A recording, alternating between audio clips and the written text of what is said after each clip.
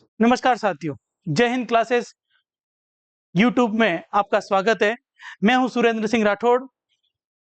अब आपको मैं राजस्थान ज्योग्राफी, भारत का भूगोल और विश्व का भूगोल हम अध्ययन करेंगे। यूट्यूब क्लासेस जय हिंद यूट्यूब क्लासेस में आपने देखा कि अभी तक आपको हिस्ट्री का मैटर मिल रहा था, अब आपको यहाँ पर भूगोल भी पढ़ाई जाएगी। हम विधिवत रूप से आज भूगोल का जो पहला चैप्टर है, जिसे हम कहते हैं राजस्थान का भूगोल, और राजस्थान के भूगोल में हम फर्स्ट टॉपिक पढ़ेंगे राजस्थान का परिचय। राजस्थान को परिचय हमारे लिए क्या क्या जरूरी है, उन सब चीजों को अपन आगे बढ़ते हैं कि राजस्थान का भूगोल। और हमारा पहला टॉपिक रहेगा, वो रहेगा परिचय, इंट्रोडक्शन। यानी राजस्थान के परिचय में हमें क्या क्या चीजें पढ़नी होती हैं। अक्सर इसको लेकर कई सारे प्रश्न आते हैं, चाहे वो बड़े से बड़े लेवल का प्रश्न एग्जाम हो या छोटे से छोटे लेवल का एग्जाम हो, चाहे आरएस का हो, चाहे वो सीईटी 12th लेवल का एग्जाम हो। इसमें प्रश्न परिचय को लेकर के अक्सर आते रहते हैं। जैसा कि आपको पता है कि इन चीजों में परिचय में हमारा सिलेबस में लिखा होता है, एक तो हमें पूछा जाता है अवस्थिति। सबसे पहले पूछी जाती है राजस्थान की अवस्थिति, यानी लोकेशन, कि राजस्थान कहां पर अवस्थित है। अब अवस्थिति को लेकर के जो बातें आती हैं कि अवस्थिति हमें किन किन चीजों पर देखनी होती है। देखो, अवस्थिति हम देखते हैं, एक तो देखी जाती है ग्लोब पर। एक प्रश्न ये बैठता है कि राजस्थान की अवस्थिति ग्लोब पर कहां पर है। दूसरी अवस्थिति ये देखी जाती है कि वह महाद्वीप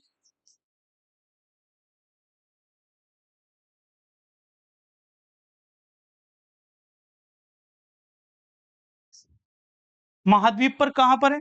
तीसरी लोकेशन देखी जाती है भारत में कहां पर है, एक ग्लोब पर, दूसरी महाद्वीप पर, तीसरी भारत में। और एक अवस्थिति हम और देखते हैं जिसे हम बोलते हैं अक्षांशीय व देशांतरीय अवस्थिति। इसको लेकर के प्रश्न आते हैं कि ग्लोब पर कहां पर है, महाद्वीप में कहां है, भारत में, राजस्थान कहां है, अक्षांश व देशांतरीय अवस्थिति क्या है। तो सबसे पहले हम बात करेंगे ग्लोब परिस्थिति कि ग्लोब में हमारा राजस्थान कहां पर अवस्थित है। तो चलते हैं, यह है हमारा ग्लोब। जैसा कि आपको पता है,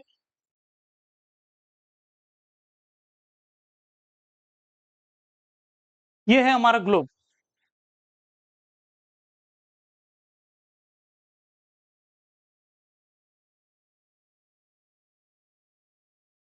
और यह हमारी पृथ्वी।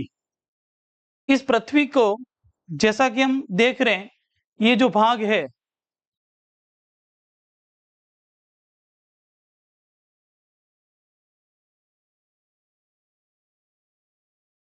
ये हमारा भारत दिख रहा है आपको। अब इस ग्लोब पर मेजर रूप से जो रेखाएं होती हैं उनकी बात करते हैं। वही भारत को अलग अलग, यानी भारत या हमारा राजस्थान कौन से ग्लोब में स्थित है ये बताता है। एक होती है, वो होती है भूमध्य रेखा।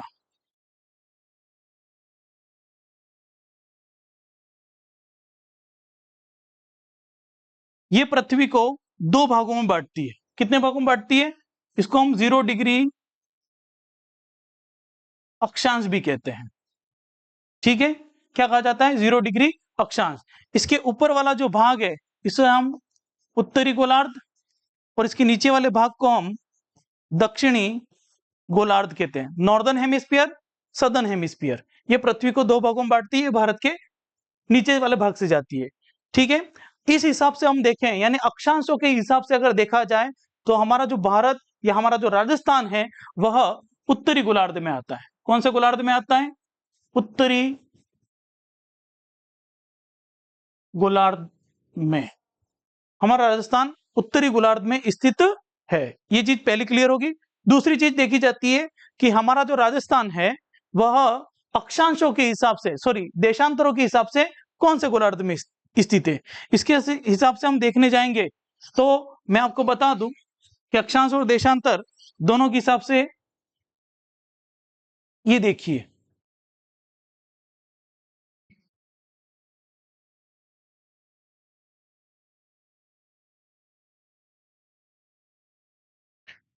पहली बात हमने की थी कि भूमध्य रेखा, ठीक है, भूमध्य रेखा की जो स्थिति है वो कुछ इस तरह से है। इसके हिसाब से भारत या हमारा राजस्थान उत्तरी गोलार्ध में है, क्योंकि राजस्थान की स्थिति यहां पर है। और अगर देशांतर के हिसाब से देखें तो पृथ्वी को दो भागों में बांटने वाला जो मुख्य देशांतर है वह आपके आता है, यह है 0 डिग्री देशांतर। 0 डिग्री देशांतर को हम प्रधान मध्याह्न रेखा भी कहा जाता है, इसे प्रधान याम्योत्तर रेखा भी कहते हैं, इसे ग्रीनविच रेखा भी कहा जाता है। क्या कहा जाता है? ग्रीनविच रेखा भी कहा जाता है, आप इसे याद रखेंगे। इधर से जो दूसरा भाग है वो 0 डिग्री अक्षांश है, जिसे हम भूमध्य रेखा भी कहते हैं, जो पृथ्वी को दो भागों में बांटती है, उत्तरी गोलार्ध, दक्षिणी गोलार्ध। 0 डिग्री देशांतर दो भागों में बांटती है, पूर्वी गोलार्ध और पश्चिमी गोलार्ध। तो ये तो हमारा भाग हुआ उत्तरी गोलार्ध का। और इस हिसाब से देखेंगे तो हमारा भाग हुआ पूर्वी गोलार्ध का। और इन दोनों ही दृष्टि से हम देखा जाए, यानी 0 डिग्री अक्षांश या अक्षांशों के सापेक्ष हमारा राजस्थान उत्तरी गोलार्ध में है और देशांतरों के सापेक्ष हमारा राजस्थान पूर्वी गोलार्ध में है। इस तरह से आपकी एक चीज क्लियर होगी कि ग्लोब पर राजस्थान कहां पर स्थित है, तो अक्षांशों के हिसाब से उत्तरी और देशांतरों के हिसाब से पूर्वी गोलार्ध में स्थित है। आप इसे अच्छे से नोट कर लीजिए। नेक्स्ट अगली बारी आती है हमारे राजस्थान की, कि यही राजस्थान का अगला भाग, कि राजस्थान में महाद्वीप पर हमारा राजस्थान कहां स्थित है, इसको भी आप इसी में चीज में दे सकते हैं कि एशिया महाद्वीप। पूरे वर्ल्ड में 7 महाद्वीप है, जिस एशिया महाद्वीप, अफ्रीका महाद्वीप, यूरोप महाद्वीप, उत्तरी अमेरिका, दक्षिणी अमेरिका, ऑस्ट्रेलिया और अंटार्कटिका महाद्वीप, ये 7 महाद्वीप हैं। 7 महाद्वीप में सबसे बड़ा महाद्वीप है एशिया महाद्वीप। इस एशिया महाद्वीप के दक्षिण में स्थित है हमारा भारत, और भारत में ही हमारा राजस्थान राज्य स्थित है। इस वजह से राजस्थान है वो एशिया महाद्वीप के दक्षिण में आएगा। एशिया महाद्वीप में कहां पर है? दक्षिण में स्थित है, ये लिखा है दक्षिण में स्थित है। तो क्लियर हो गया, पहली ग्लोब पर स्थिति उत्तरी पूर्वी गोलार्ध में, और दूसरी महाद्वीप में स्थिति दक्षिणी एशिया में स्थित है। कहां पर स्थित है? दक्षिणी एशिया में स्थित है। नेक्स्ट अगले पॉइंट की बात करते हैं। अब पहली स्थिति ग्लोब पर होगी, दूसरी महाद्वीप में होगी। अब तीसरी स्थिति हम देखते हैं, भारत में हमारा राजस्थान कहां पर स्थित है। भारत में राजस्थान की स्थिति जब बात करते हैं हम, इसको और अच्छे से रूप में हम यहां पर देखेंगे। ये है हमारा भारत, जैसा कि आपको दिख रहा है, ये है हमारा भारत कुछ इस तरह से। अब यहां पर देखना, ये भारत की स्थिति है।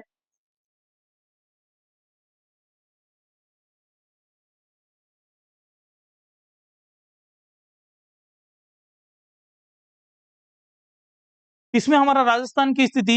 अब भारत को दो भागों में बांटने वाली एक रेखा है जो भारत के दो हिस्से करती है अक्षांश के हिसाब से, जिसको हम कहते हैं कर्क रेखा। क्या कहते हैं? कर्क रेखा। कर्क रेखा का एक और नाम है 23.5 डिग्री उत्तरी अक्षांश। 23.5 डिग्री उत्तरी अक्षांश, ठीक है, इसे हम कर्क रेखा कहते हैं। इसे ट्रॉपिक ऑफ कैंसर भी कहा जाता है। इस चीज का हमें ध्यान रखना है, ठीक है। अब नेक्स्ट हम बात करते हैं कि ये तो उत्तरी भारत, क्योंकि इस रेखा के ऊपर वाला जो भाग है वह हमारा कहलाएगा उत्तरी भारत, और इस रेखा के नीचे वाला भाग कहलाएगा दक्षिणी भारत। इसी स्थिति को हम और देखेंगे,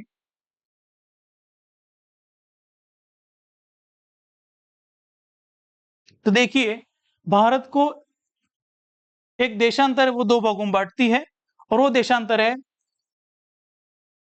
82.5 डिग्री पूर्वी देशांतर रेखा। ये भारत को दो हिस्सों में बांटती है।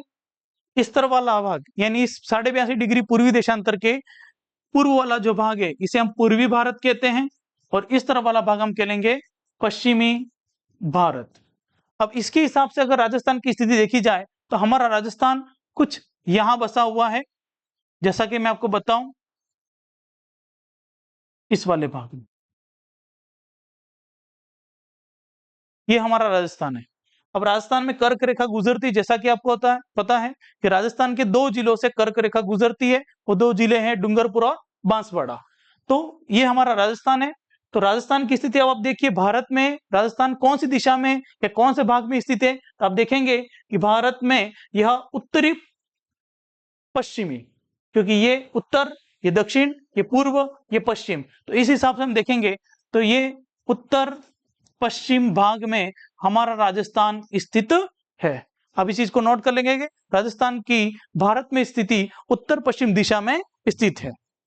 नेक्स्ट चीज को हम देखते हैं आगे। राजस्थान आपके सामने, आप जो राजस्थान का अध्ययन करेंगे वह सभी नवीनतम आंकड़ों के आधार पर करेंगे। अधिक से अधिक आंकड़ों का नवी जो जिले बने हैं उसके आधार पर अध्ययन किया जाएगा। सबसे पहले मेरे आपसे एक ही रिक्वेस्ट है, आपको अभी तक जो 33 जिले पढ़ रहे थे उन 33 जिले आपको याद होंगे, उसके अलावा जो नए 19 जिले बने उनको आपको याद करना पड़ेगा। वो कैसे याद करना है वो हम यहाँ पर आपको बताएंगे। तो सबसे पहले आप इस वीडियो को सबसे पहले पॉज करिए। पॉज करने के बाद आप एक बार जो जिले बने हुए हैं, जो नए बने हैं, जो पुराने बने हैं, उनको एक बार आप क्या करेंगे, एक कॉपी और पेन लेकर के अपने रजिस्टर में लिख लेंगे। तो आपको कितने जिले याद है ये पता होना चाहिए। उसके बाद मैं आपको बताऊंगी कि राजस्थान के कौन से हिस्से में कौन सा जिला आता है। तो वीडियो को पॉज करिए और आप अगले 2 मिनट में या 3 मिनट में अपने 50 जिलों के नाम लिख करके देखिए कि आपको कितने जिले याद हैं, क्योंकि ये हमारा राजस्थान के भूगोल के A to Z है। ये जिले याद हो जाएंगे तो आपको आधा भूगोल ऐसे ही पता चल जाएगा और ऐसे ही याद हो जाएगा। तो नेक्स्ट समझते हैं। मुझे आशा है कि आपने 50 जिले लिख लिए होंगे। अब देखते हैं कि आपके कितने सही हैं, कितने गलत हैं। तो सबसे पहले याद करने का एक तरीका होता है जिलों का। अभी तक हम 33 जिलों को याद करते थे, अब हमें 50 जिलों को याद करना है। तो उसकी ट्रिक यही है कि पहले भी हम इसे या तो संभाग के हिसाब से याद करते थे, या फिर हम सीमावर्ती और आंतरिक जिलों को ध्यान में रख करके याद करते थे। अब हमारे पास 2 तरीके हैं। वो तरीके कौन कौन से, मैं पहला तरीका आपको बताता हूं। वो है कि हम इसी मानचित्र में, खाली मानचित्र में जो सीमावर्ती जिले हैं पहले वो भरेंगे, वो याद करेंगे और फिर आंतरिक जिलेंगे। इससे हमारा ये फायदा हो जाएगा कि हमें सीमावर्ती जिले कौन कौन से हैं, आंतरिक जिले कौन कौन से हैं, ये हमें अच्छे से पता चल जाएगा। और इससे ये भी फायदा होगा कि कौन से राज्य की सीमा पर हमारा कौन सा जिला स्पर्श करता है, छूता है या लगता है। तो सबसे पहले हम अपन शुरू करते हैं, टॉप से शुरू करते हैं। जैसा कि आपको पता है ये हमारा उत्तरी जो जिला है उसको हम कहते हैं श्रीगंगानगर।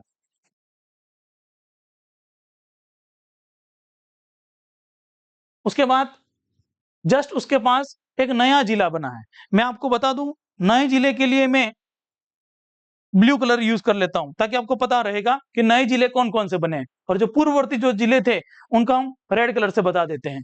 जैसा कि दूसरा जिला जो हमारा नया बना है वो है अनूपगढ़।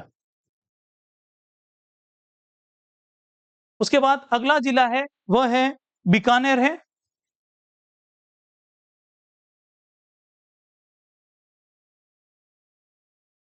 उसके बाद जैसलमेर जिला।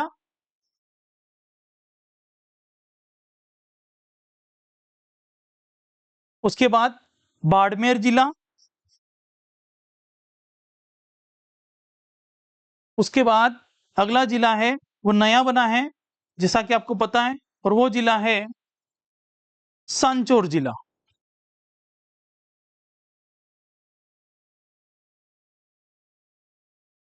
सांचौर के बाद हमारा अगला जिला है वह है पाली जिला, सॉरी सिरोही जिला।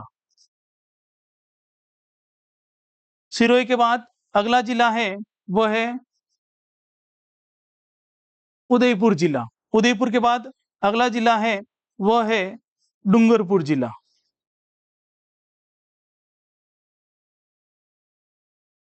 डूंगरपुर के बाद अगला जिला है वह है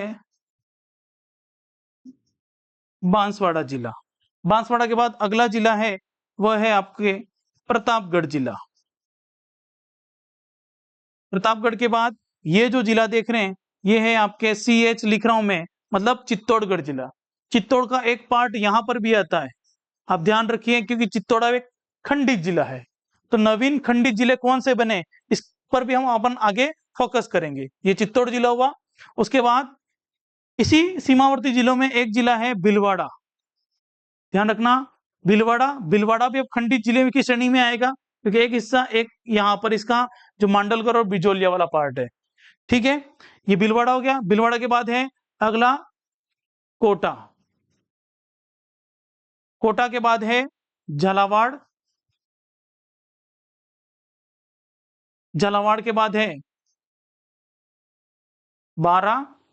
बारा के बाद है, ये जो जिला है वो है आपके सवाई माधोपुर। सवाई माधोपुर के बाद ये जो जिला आप देख रहे हो ये है करौली। करौली के बाद अगला जिला जो है, जो पूर्वी जिला जिसे हम बोलते हैं, ये है धौलपुर। धौलपुर के बाद अगला जिला है वो बना है भरतपुर। भरतपुर के बाद नवीन जिले की श्रेणी में आता है और वो है आपके डीग। डीग के बाद अगला जिला जो पुराना जिला है, जो सीमावर्ती है, वह है अलवर। अलवर के बाद नया जिला जो बना है वह बना है खेड़थल तिजारा।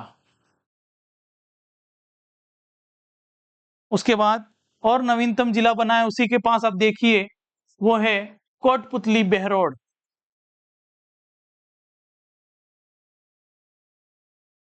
कोटपुतली बहरोड। उसके बाद नेक्स्ट अगला जो जिला बना है वो भी नवीन जिला है हमारा, जिसे हम बोलते हैं नीम का थाना। नीम का थाना। नीम का थाने के बाद नेक्स्ट हमारा जो अगला जिला है वो है, जिसे हम बोलते हैं झुंझुनू।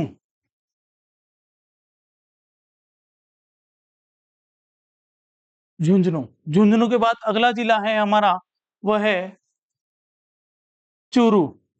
चूरू के बाद और अगला जिला है वह है हमारा हनुमानगढ़।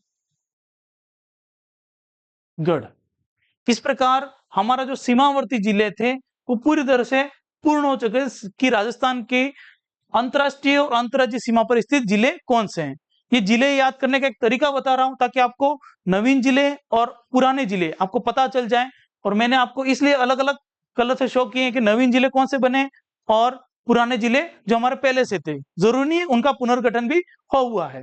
अब आगे बात करते हैं। ये तो सीमावर्ती जिलों की बात हुई, ठीक है। जैसा कि आपको पता है हमारा सीमावर्ती जिलों की संख्या आप देखते हैं 1 2 3 4 5 6 7 8 9 10 11 12 13 14 15 16 17 18 19 20 21 22 23 24 25 26 27 और 28।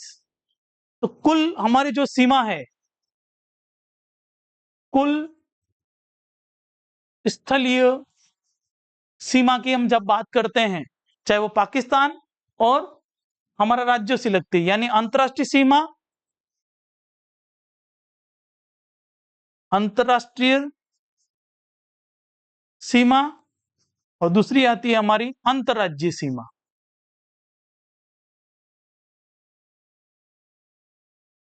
इस हिसाब से हम देखें तो ये हमारा जो जिले हैं दोनों मिलाकर के कितने जिले आएंगे, 28 जिले।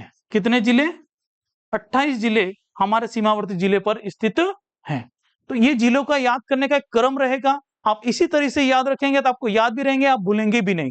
नेक्स्ट मैं आपको आगे ये भी बताऊंगा कि आपको और कैसे इजी वे में याद करो। आप इसे संभाग के हिसाब से भी याद करेंगे, हम इसे कौन से संभाग से या कौन से जिले से कौन सा जिला अलग हुआ है या जिनका पुनर्गठन हुआ है उनकी भी चर्चा अपन एक एक करके करेंगे। अब हम बात करते हैं आंतरिक जिलों की। आंतरिक जिलों की बात कर रहे हैं हम। आंतरिक जिले में सबसे पहले हम लेते हैं जो अंदर है, जिनकी सीमा न तो किसी अंतरराष्ट्रीय सीमा से लगती है न ही अंतर्राज्यीय सीमा से लगती है। तो आइए चर्चा करते हैं अंतरराष्ट्रीय और अंतर्राज्यीय दोनों से सीमा नहीं लगने वाले जिले। इनको हम काले कलर से शो करते हैं इस मैप में। जैसा कि देखिए, यह है फलोदी। अब फलोदी को लेकर के एक थोड़ा सा चर्चा का विषय यह है कि जब जिलों का पुनर्गठन हुआ, जिलों का पुनर्गठन मैं बता देता हूं, 7 अगस्त 2023 को ये जो नवीन 19 जिले बने हैं और 3 संभाग बने हैं, उनका हम लोगों ने विधिवत रूप से काम इन्होंने शुरू कर दिया था। तो बात करते हैं फलोदी। फलोदी को लेकर के यह है कि फलोदी की सीमा भी पाकिस्तान से लगती है। किसकी सीमा? फलोदी की सीमा भी किससे लगती है? पाकिस्तान से लगती है। ऐसा उस समय न्यूज में भी आया था, बाकायदा अखबार में भी आया था, पूरी एक न्यूज के साथ आया था कि फलोदी की लगती है इस पर उसके बाद जो नवीन जो पुस्तकें आ रही है, बाजार में जो पुस्तकें मिल रही है, उसमें कहीं पर भी इसका जिक्र नहीं है। क्योंकि उस समय भी उन्होंने एक नोट लिखा था कि ये जो सीमा है, इसकी जगह को लेकर के कि ये भाग जैसलमेर देगा या बीकानेर देगा, उसको लेकर के एक विवाद था जो अभी तक पूरी तरह स्पष्ट हुआ नहीं है। तो आप इसे अपन आगे और जब देखेंगे तो इसको और आपको मैं क्लियर करवाऊंगा। तो एक फलोदी जिला है। उसके अलावा बाड़मेर से जो अलग होकर नया जिला बना है वो है आपके बालोतरा जिला। बालोतरा के बाद ये बाड़मेर से अलग होकर बना है। फलोदी जोधपुर से अलग होकर बना है। जोधपुर जो जिला था उसके 3 भाग हुए हैं, एक तो फलोदी हुआ है, एक जोधपुर ग्रामीण, और जो आपको ये डॉट दिख रहा है ये है जोधपुर शहर। ध्यान रखना, ये है जोधपुर शहर। उसके अलावा जो सांचौर जिला नया बना है ये आपके जालोर से अलग होकर बना है। पहले जालोर की सीमा गुजरात से लगती थी, अब जालोर जिले की सीमा गुजरात से नहीं लगती है। किसकी लगती है? सांचौर की लगती है। सांचौर को राजस्थान का पंजाब भी कहा जाता है।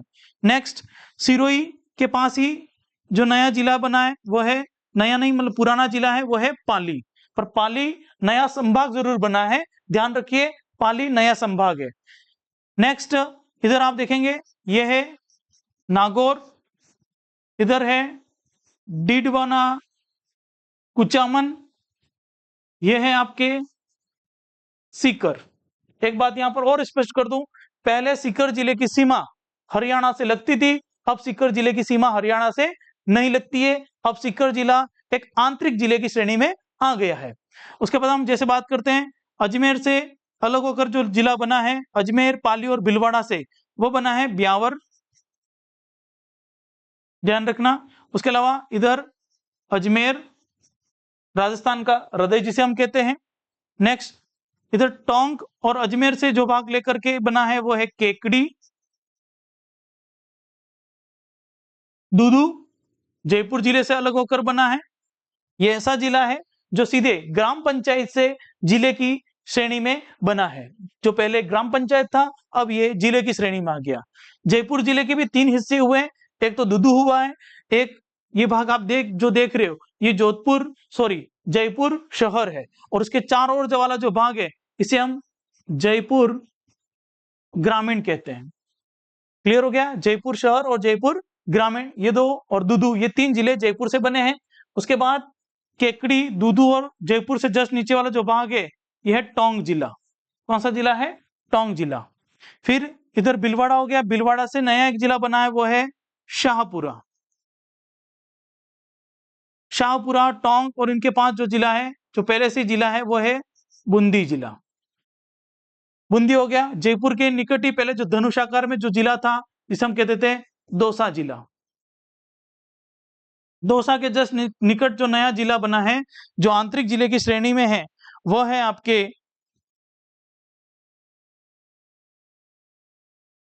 गंगापुर सिटी।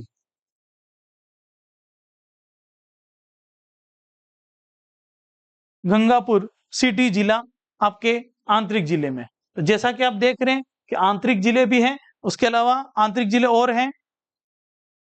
देखिए जैसे ये है तिलक के समान आकृति वाला राजसमंद। इधर से ये जो जिला है नवीन जो उदयपुर से अलग होकर बना है वह है सलुम्बर जिला। कौन सा जिला है? सलुम्बर जिला। तो इस प्रकार आप देख रहे हैं कि हमारे आंतरिक जिले भी इसमें इसके साथ हो गए। इसमें आप जो लाल कलर में देख रहे हैं, ठीक है, वह सब पूर्व जिले हैं। नवीनतम जिले मैंने ब्लू कलर के साथ शो किए हैं, तथा जो आंतरिक जिले हैं वह सभी आपके ऐसे जिले हैं जिनकी सीमा न तो अंतरराष्ट्रीय से छूती है, न ही अंतर्राज्यीय सीमा से छूती है। अब हम बात करते हैं कि राजस्थान में जो नवीन जिले बने वो तो बने हैं 50। कितने जिले बने हैं? 50। इन 50 में से जो सीमा पर स्थित जिले हैं जिनकी सीमा अंतरराष्ट्रीय और अंतर्राज्यीय से छूती है वो है 28। तो आंतरिक जिले हमारा हो जाएंगे 22 जिले। आंतरिक जिलों की संख्या राजस्थान में अब 22 हो चुकी है। पहले हम पुनर्गठन से पूर्व जो ये जिले थे वो हम पढ़ते थे 8 जिले आंतरिक जिले माने जाते हैं। 8 से बढ़कर के इनकी संख्या अब कितनी होगी है? 22 हो गई है। आप इसे अच्छी तरह से नोट कर लेंगे। अब आपको याद करने का पहला तरीका ये, आप भी अपने घर पर एक ब्लैंक मैप लीजिए, ठीक है, खाली मैप लीजिए राजस्थान का, और उसमें 2 से 4 बार इन मैप जो हमारे राजस्थान के जिलों की लोकेशन है वो आपको पता होनी चाहिए। वो बहुत ही जरूरी है। वो इसलिए जरूरी है कि अगर आपको लोकेशन पता होगी तो आधी ज्योग्राफी आपको पता चल जाएगी कि कौन से हिस्से में कौन सा भाग है।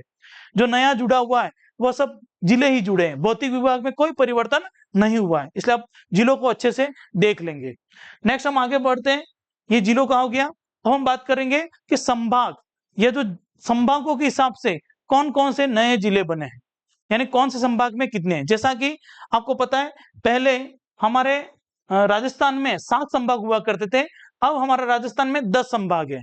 3 संभागों की नवीन स्थापना की गई है या बनाए गए हैं। वो 3 संभाग हैं आपके पाली संभाग, बांसवाड़ा संभाग और सीकर संभाग। जो पहले नहीं थे, ये तीनों ही संभाग आपके 7 अगस्त 2023 से अपने नए स्वरूप में आए हैं और उन्होंने अपना विधिवत रूप से काम शुरू किया है। तो हमारे राजस्थान में 50 जिले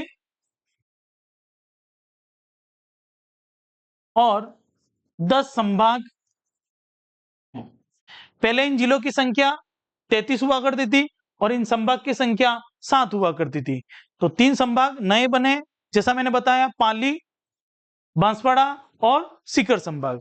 अब जिलों को याद करने का एक तरीका यह भी है कि संभाग के हिसाब से भी हम इसके याद कर सकते हैं। जैसा कि मैं आपको बताऊं कि सबसे पहले अपन देख लेते हैं बीकानेर संभाग। देखिए बीकानेर संभाग में कौन कौन से जिले आ रहे हैं। बीकानेर संभाग की जब बात करते हैं हम, तो आप देखेंगे हम बात कर रहे हैं बीकानेर संभाग की, ठीक है। तो बीकानेर संभाग को मैं आपके सामने यहां पर बता रहा हूं, जैसा कि आप देखना ध्यान से कि बीकानेर संभाग की जो सीमा है वह कुछ इस तरह से है।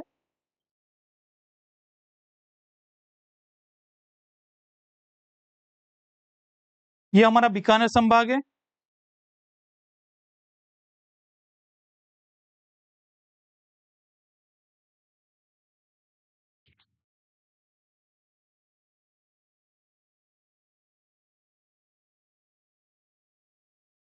अब बीकानेर संभाग में पहले भी 4 जिले हुआ करते थे, अब भी 4 जिले, पर बदलाव कहां हुआ ये ध्यान देखना। पहले हम 4 जिले कौन कौन से पढ़ते थे? पहले हम पढ़ते थे एक तो बीकानेर स्वयं, उसके अलावा गंगानगर, हनुमानगढ़ और चूरू पढ़ते थे। अब चूरू बीकानेर संभाग में नहीं आएगा, उसके बदले जो नया जिला बना है बीकानेर और गंगानगर से तोड़ करके जिनको नया जिला बनाया गया है वो है अनूपगढ़। तो आप ध्यान रखें, एक जिला हो गया हमारा बीकानेर, ये हमारा संभागीय मुख्यालय भी है। दूसरा है अनूपगढ़, इधर से श्री गंगानगर और इधर से है हनुमानगढ़। ये 4 जिले हमारे कौन से जिले की श्रेणी में, कौन से संभाग में आएंगे? बीकानेर में। अब यहां पर आपको ध्यान रखना है बीकानेर संभाग में नया जिला कौन सा जिला जुड़ा है? वो है अनूपगढ़ जिला। पहले इसमें कौन सा जिला हुआ करता था? चूरू हुआ करता था। चूरू अब बीकानेर संभाग में नहीं है, आप इसे अच्छी तरह से नोट कर लेंगे। अब यहाँ पर देखेंगे कि पहले हम अंतरराष्ट्रीय सीमा जब पढ़ते थे तो एक चीज यहाँ पर यह भी है कि पहले श्री गंगानगर और बीकानेर की सीमा छूती थी, अब अनूपगढ़ की भी सीमा पाकिस्तान से यानी रेड क्लिफ लाइन से या पाकिस्तान से या अंतरराष्ट्रीय सीमा से स्पर्श करती है, छूती है या लगती है। नेक्स्ट अगले हम बात करते हैं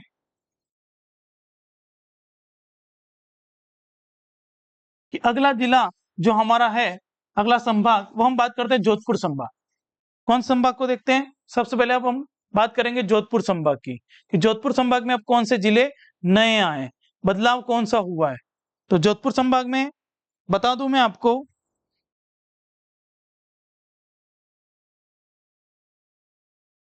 जोधपुर संभाग में जो जिले आते हैं वह हैं, जैसा कि आप देख रहे हो, एक तो जैसलमेर जिला आ जाएगा, बाड़मेर जिला आ जाएगा,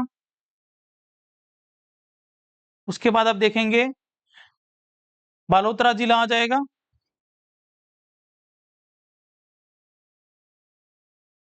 जोधपुर शहर, जोधपुर ग्रामीण और फलोदी, ये सभी जिले आपके कौन से संभाग में आएंगे? जोधपुर संभाग में आएंगे।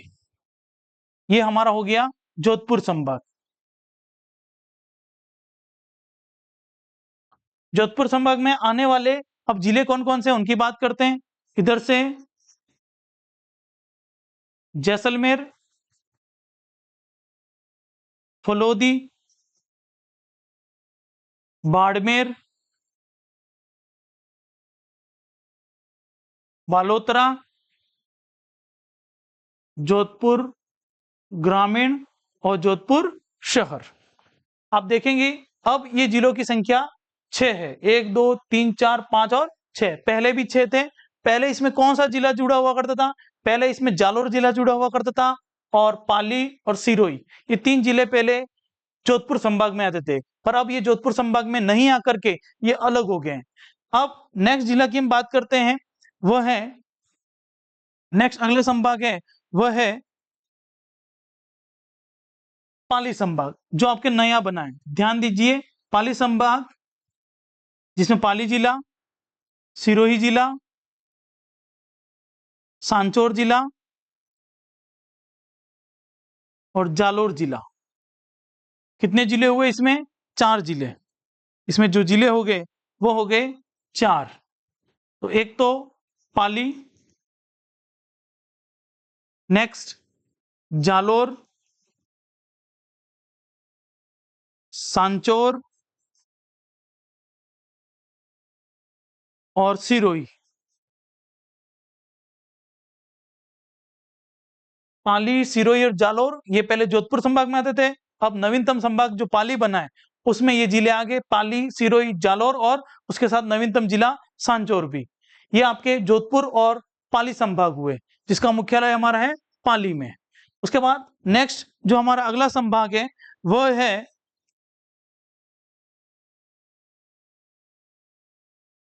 उदयपुर संभाग। उदयपुर संभाग में भी बदलाव हुआ है, उसे अब ध्यान से देखिए। उदयपुर संभाग में आने वाला जो जिला है, एक तो उदयपुर भी आ रहा है, सलुम्बर जिला आ रहा है, उसके बाद चित्तौड़ भी आ रहा है, इधर से राजसमंद भी आ रहा है, राजसमंद के बाद भीलवाड़ा जिला भी इसी की श्रेणी में आ रहा है।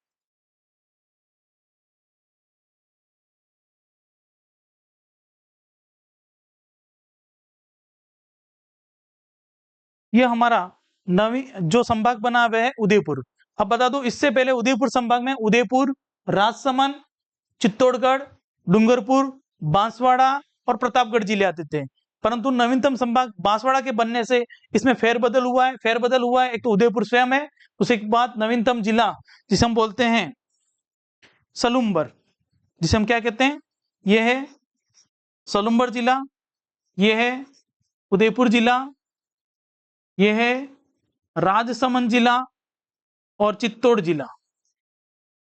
अब भीलवाड़ा जिला पहले अजमेर संभाग में आया करता था, अब इसको नए पुनर्गठन के बाद इसको उदयपुर संभाग में रख लिया गया है। कौन से जिले को? भीलवाड़ा जिले को उदयपुर संभाग में रख लिया गया है। आप इसे अच्छी तरह से देख लेंगे। हमने जोधपुर संभाग देखा, पाली देखा, बीकानेर देख लिया, और इधर से हमने उदयपुर संभाग भी देख लिया। उदयपुर में संभाग में आने वाले जिले उदयपुर, सलुम्बर, चित्तौड़गढ़, राजसमंद और भीलवाड़ा, यानी अब इसमें 5 जिले आ रहे हैं। कितने जिले आ रहे हैं? 5 जिले। नेक्स्ट अगला संभाग की बात करते हैं हम। अगले संभाग में की श्रेणी में हमारा जो है वह हम बात करेंगे कोटा संभाग। कौन संभाग की बात करते हैं? कोटा संभाग। कोटा संभाग में आप देखेंगे कि एकमात्र ऐसा संभाग है जिसके एक भी जिले में बदलाव नहीं हुआ है। पहले इस संभाग में 4 जिले हुआ करते थे, अब भी इसमें 4 जिले हैं। इसके किसी भी जिले का जरा भी पुनर्गठन नहीं हुआ है। कोटा संभाग में एक भी बदलाव नहीं हुआ है। तो कोटा संभाग को आप ध्यान से देखेंगे कि कोटा संभाग में कौन कौन से जिले आते हैं, जिसमें हम देखेंगे कि बूंदी जिले की सीमा चित्तौड़ से लगती हुई झालावाड़ आ गया। झालावाड़ के बाद बारां जिले की सीमा, कोटा जिले की सीमा,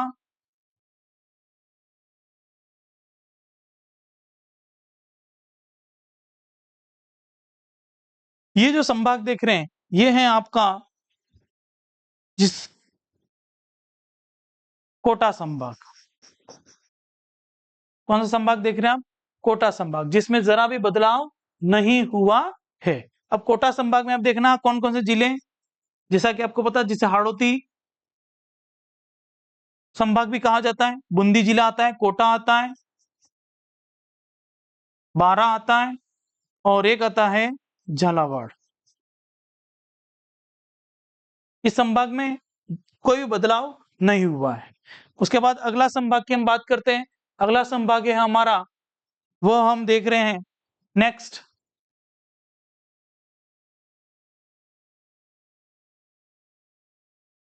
अब हम बात करते हैं भरतपुर संभाग की। कौन संभाग की? भरतपुर संभाग की। कि भरतपुर संभाग में कहां पर कौन कौन से बदलाव हुए हैं या कौन कौन से नए जिले आए हैं। तो भरतपुर संभाग की हम सीमा का निर्धारण करेंगे। देखिए भरतपुर जिले में जो जिले में आने वाली है, पहले इसमें सवाई माधोपुर आता था, अभी भी है, करौली, धौलपुर, उसके बाद अगली सीमा है भरतपुर की डीग, ये नवीनतम जिला बना है।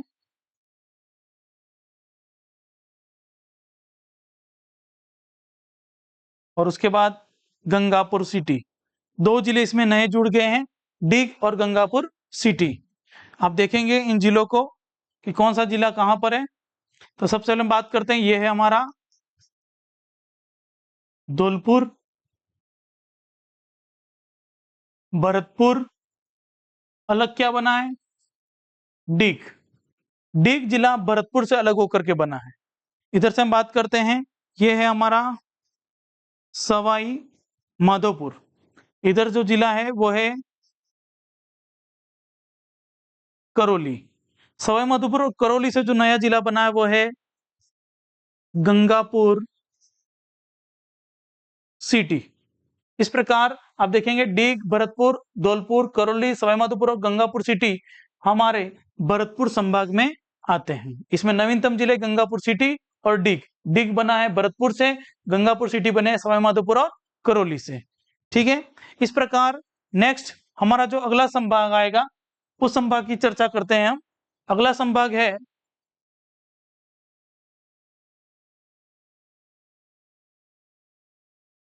जयपुर संभाग। कौन संभाग की बात कर लेते हैं? जयपुर संभाग में। जयपुर संभाग में आने वाले जिले कौन कौन से हैं, आप इसे ध्यान से देखेंगे।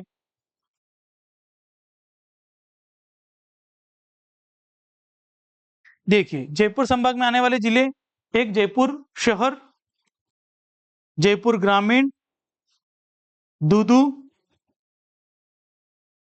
उसके बाद अगला जिला है वह है दौसा, दौसा के बाद अलवर, अलवर के बाद खेरतल तिजारा, कोटपुतली बहरोड, और फिर ये आ जाएगा आपके नीम का थाना की सीमा से बनाते हुए, सीकर की सीमा बनाते हुए आगे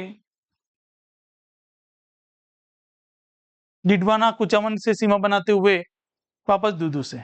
इस प्रकार जयपुर संभाग में आप देखेंगे, एक तो जयपुर शहर जिसको अपन ने बोला,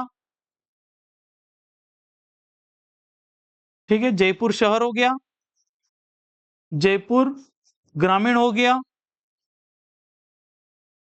दूदू हो गया, दौसा हो गया,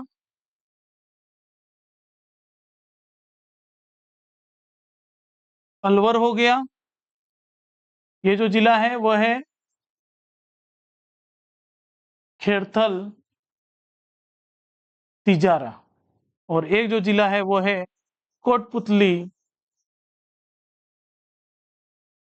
बहरोड। ये जिला जयपुर संभाग में आते हैं। अब जयपुर संभाग में आप देखना कि जयपुर संभाग से जो चीजें अलग हुई है, पहले एक ही जिला हुआ करता था जयपुर, जिससे अलग हुआ दूदू, जयपुर ग्रामीण और जयपुर शहर। उसके बाद दौसा है वैसा वैसा, उसमें कोई बदलाव नहीं हुआ है। अलवर में बदलाव हुआ है। जयपुर का जो पूर्ववर्ती जिला हुआ करता था जयपुर और अलवर से थोड़ा दोनों भाग लेकर के नया जिला बनाया, कोटपुतली बहरोड वाला भाग। और इधर से खेरतल तिजारा जो नया जिला बना है वो बना है आपके अलवर जिले को तोड़ करके बनाया गया है। इस प्रकार ये हमारे बात हो गई कौन से, जयपुर संभाग की। जयपुर संभाग के बाद हम नेक्स्ट अगला संभाग की बात करते हैं, वह है अब देखेंगे सीकर संभाग की। सीकर संभाग में ये संभाग ही पूरा नया बना है। पहला संभाग अपने देखा था पाली, दूसरा देखा था बांसवाड़ा संभाग, ठीक है, और तीसरा है आपके सीकर संभाग। सीकर संभाग में आप देखना ध्यान से, जो जिले आते हैं वह हैं सीकर, चूरू,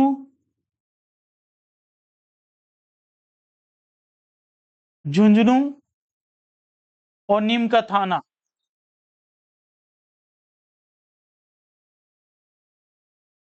देखिए चूरू, झुंझुनू, ये आपके चूरू, चूरू पहले बीकानेर संभाग में हुआ आया करता था, अब आएगा ये आपके सीकर संभाग में। दूसरा है सीकर,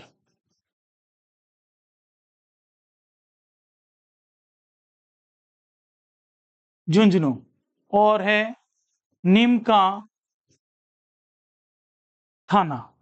इस प्रकार सीकर संभाग में आपके 4 जिले आते हैं, सीकर, झुंझुनू, नीम का थाना और चूरू।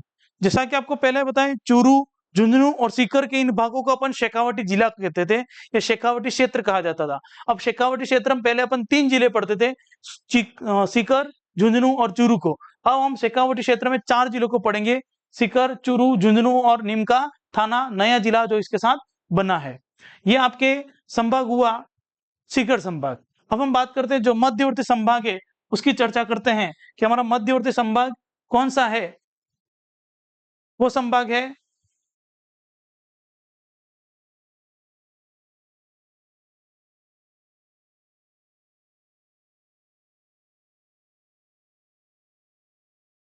अजमेर संभाग। कौन संभाग की बात करते हैं, अजमेर संभाग।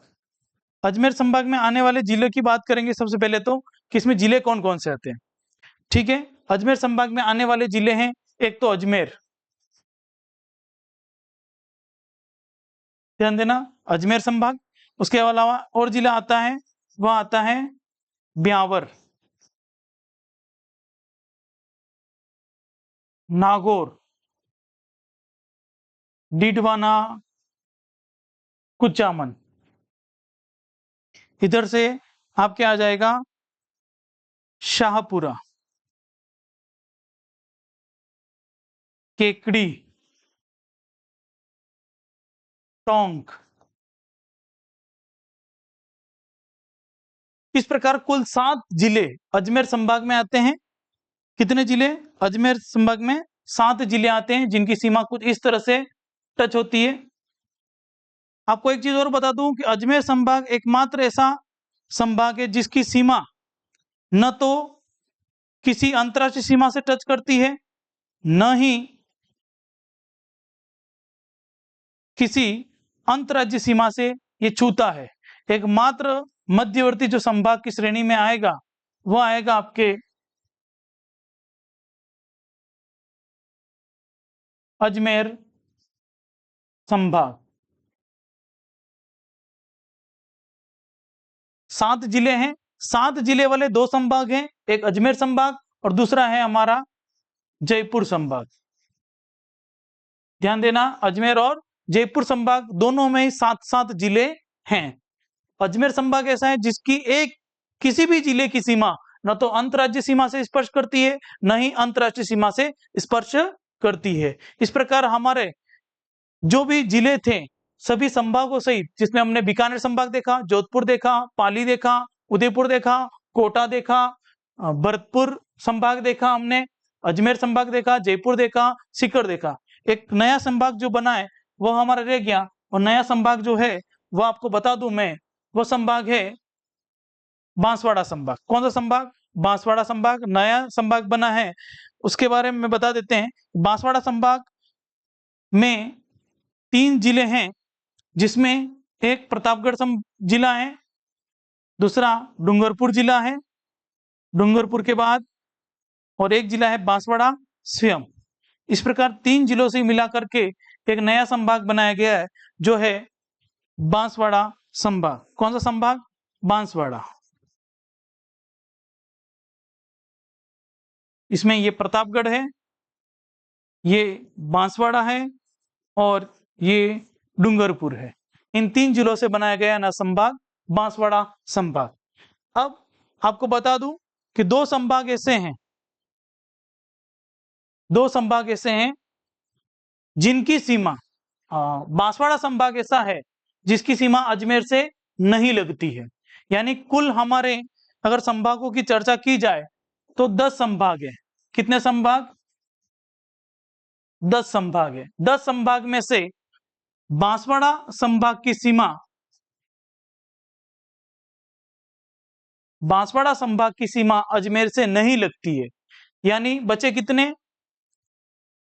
8 संभागों की सीमा अजमेर संभाग से लगती है। 8 संभागों की सीमा किससे लगती है? अजमेर संभाग से लगती है। इस चीज को आप अच्छे से याद रखेंगे और नोट भी कर लेंगे। केवल किस संभाग की नहीं लगती है? तो वो है केवल और केवल बांसवाड़ा संभाग की सीमा। इस प्रकार हमने आज की वीडियो में देखा कि राजस्थान की ग्लोब परिस्थिति, महाद्वीप परिस्थिति और भारत में कहां पर स्थित है, इन चीजों को देखा है। और हमारा राजस्थान में कौन कौन से जिले नए और पुराने जिले और कौन कौन से नए संभाग बने, उनके बारे में अपना चर्चा की। मुझे आशा है आपको ये अच्छी तरह समझ में आया होगा। अगर आपको कोई भी दिक्कत है तो आप कमेंट करिए, और आपका कोई प्रश्न या डाउट हो तो भी आप कमेंट कर सकते हैं। और आगे की वीडियो में हम राजस्थान के परिचय को कंटिन्यू करेंगे, जिसमें हम राजस्थान की लंबाई, चौड़ाई, अक्षांश स्थिति, देशांतरी स्थिति, हम इन सब चीजों को हम विस्तार से देखेंगे। धन्यवाद।